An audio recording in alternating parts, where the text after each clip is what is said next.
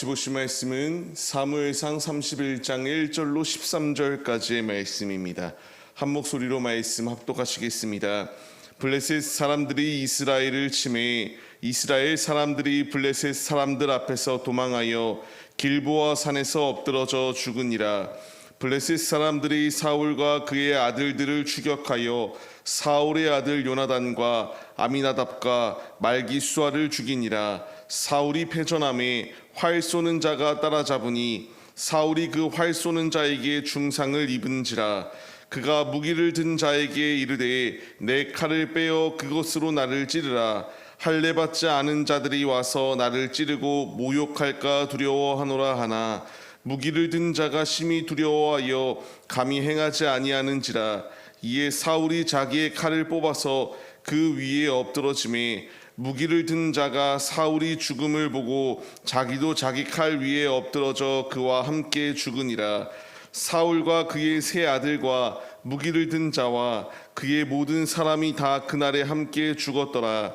골짜기 저쪽에 있는 이스라엘 사람과 요단 건너쪽에 있는 자들이 이스라엘 사람들이 도망한 것과 사울과 그의 아들들이 죽었음을 보고 성읍들을 버리고 도망하매 블레셋 사람들이 이르러 거기에서 사니라. 그 이튿날 블레셋 사람들이 죽은 자를 벗기러 왔다가 사울과 그의 세 아들이 길보아 산에서 죽은 것을 보고 사울의 머리를 베고 그의 갑옷을 벗기고 자기들의 신당과 백성에게 알리기 위하여 그것을 블레셋 사람들의 땅 사방에 보내고 그의 갑옷은 아스다롯의 집에 두고 그의 시체는 벳산 성벽에 못 박음에 길르앗 야베스 주민들이 블레셋 사람들이 사울에게 행한 일을 듣고 모든 장사들이 일어나 밤새도록 달려가서 사울의 시체와 그의 아들들의 시체를 벳산 성벽에서 내려가지고 야베스에 돌아가서 거기서 불사르고 그의 뼈를 가져다가 야베스 에셀 나무 아래에 장사하고 7일 동안 금식하였더라. 아멘. 할렐루야. 오늘도 예배의 자리 가운데 모이신 성도님들 주님의 이름으로 환영하고 축복합니다. 오늘 같이 나눌 말씀의 제목은 사울의 마지막이라는 말씀의 제목 가운데서 은혜를 나누도록 하겠습니다. 어제 말씀 가운데서 다윗이 아말렉과의 전투 가운데서 통쾌한 승리를 차지한 것과 대조적으로 오늘 말씀 가운데서는 사울이 너무나 처절할 정도로 완벽하게 무너지는 장면이 나타나는 것을 볼 수가 있습니다.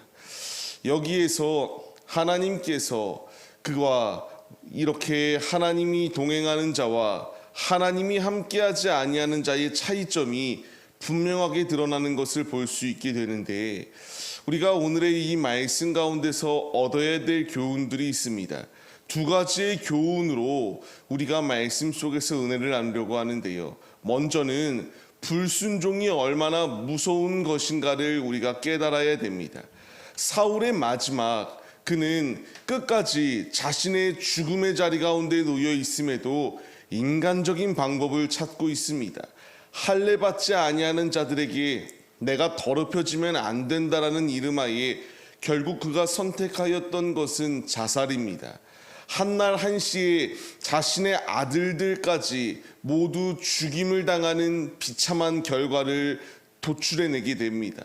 이런 결과가 나타난 분명한 이유는 하나님의 말씀을 저버리고 불순종한 대가가 이와 같이 그들을 이렇게 파멸의 자리 가운데로 이끌었다라는 것을 우리가 기억해야 합니다.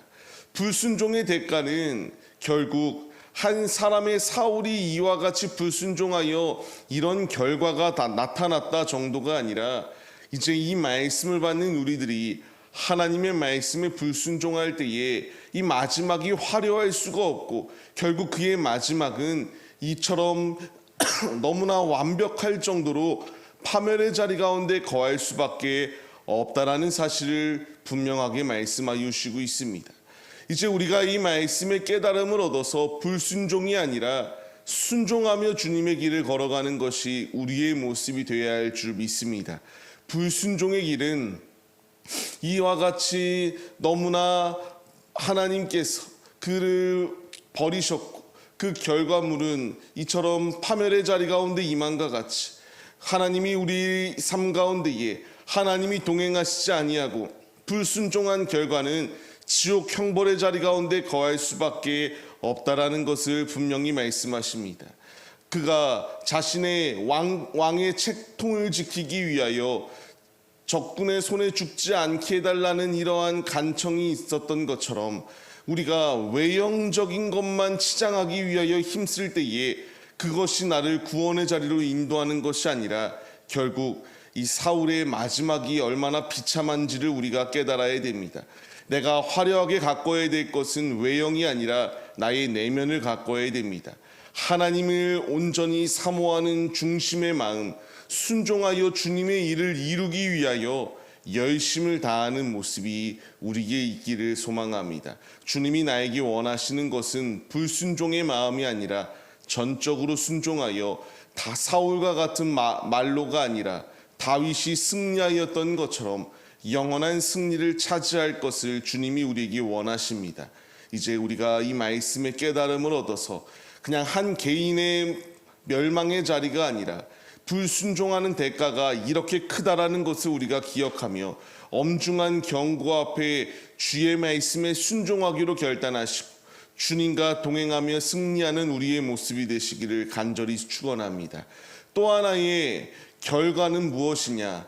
이제 주님의 말씀은 땅에 떨어지는 것이 없이 이루어진다라는 것을 우리에게 분명하게 보여주세요. 이 말씀은 사무엘을 통하여 예언의 말씀이 주어졌던 말씀입니다. 너가 불순종한 대가로 하나님이 너를 버리셨다. 너가 이와 같이 멸망당할 수밖에 없다라는 것을 주님이 사무엘을 통하여 가르쳐 주셨습니다. 이제 그 말씀이 그대로 이루어지는 것이 오늘의 말씀이에요. 중요한 것은 하나님의 때에 하나님의 말씀은 땅에 떨어지지 않습니다. 이루어집니다. 주님께서 우리에게 주시는 말씀이 무엇입니까? 예수님께서 다시 이 땅에 재림하시겠다라고 하는 약속의 말씀이에요. 하나님의 모든 말씀이 이루어진다면 이 말씀 역시 분명히 이루어지는 말씀입니다. 왜 우리가 더디 오냐고, 왜 주님이 아직 오지 아니하느냐고 이렇게 생각할 이유가 없습니다. 베드로 후서의 말씀을 보게 되면은 주님의 주의 나는 하루가 천년 같고 천년이 하루 같다라는 것을 잊지 말 것을 말합니다. 인간의 개념과 인간의 시간과 하나님의 시간은 다르다라는 것을 분명히 말씀하시고 있거든요.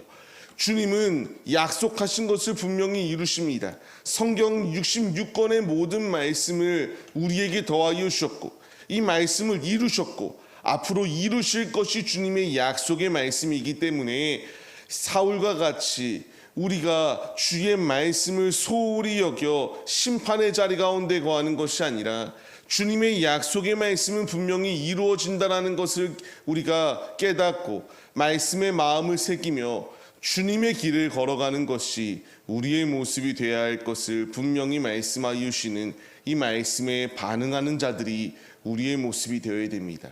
이제 이 말씀이 우리에게 주어지고 있습니다.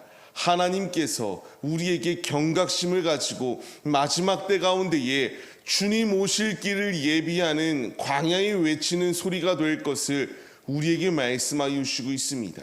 죄악의 자리 가운데 거하여 마지막이 비참하였던 사울의 모습을 우리가 뒤따르는 것이 아니라 오직 우리 앞에 계시는 예수를 바라보며 믿음의 주요 우리를 온전케 하여 주실 예수 그리스도만을 의지하며 믿음으로 무장하여 힘차게 승리하시는 하나님의 자녀들의 모습이 우리 모두의 모습이 되시기를 주님의 이름으로 간절히 축원합니다.